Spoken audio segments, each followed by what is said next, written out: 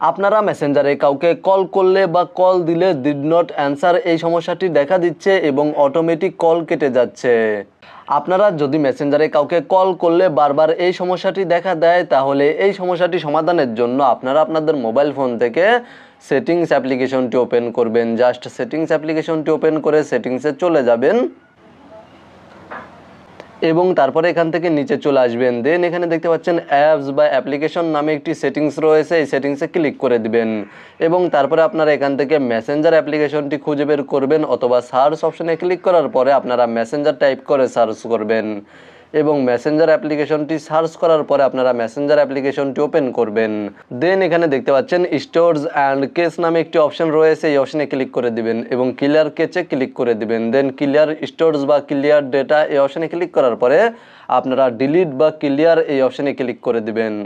দেন এখান থেকে ব্যাক করে দিবেন। ব্যাক করার পরে আপনারা এখানে দেখতে পাচ্ছেন পারমিশনস নামে একটি অপশন রয়েছে, এই অপশনে ক্লিক করে দিবেন এবং এখান থেকে আপনারা এই পারমিশনগুলো অ্যালাউ করে দিবেন।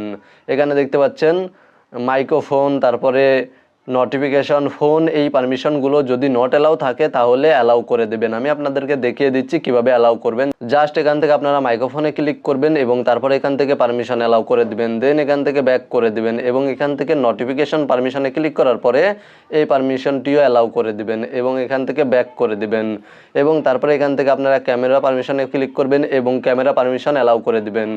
আপনারা এইভাবে পারমিশনগুলো অ্যালাউ করে দিবেন।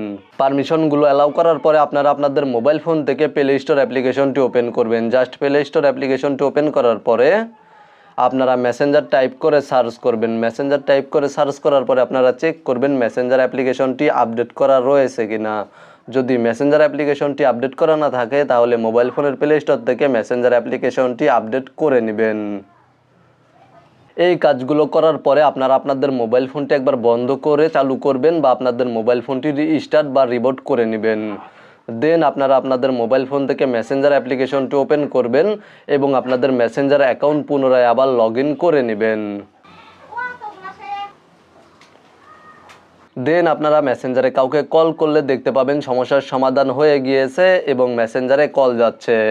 মূলত আপনারা ভিডিওতে দেখানো এই নিয়মে মেসেঞ্জারে কল করলে যদি ডিড নট অ্যান্সার এই সমস্যাটি দেখা দেয় তাহলে এই সমস্যাটি সমাধান করতে পারবেন।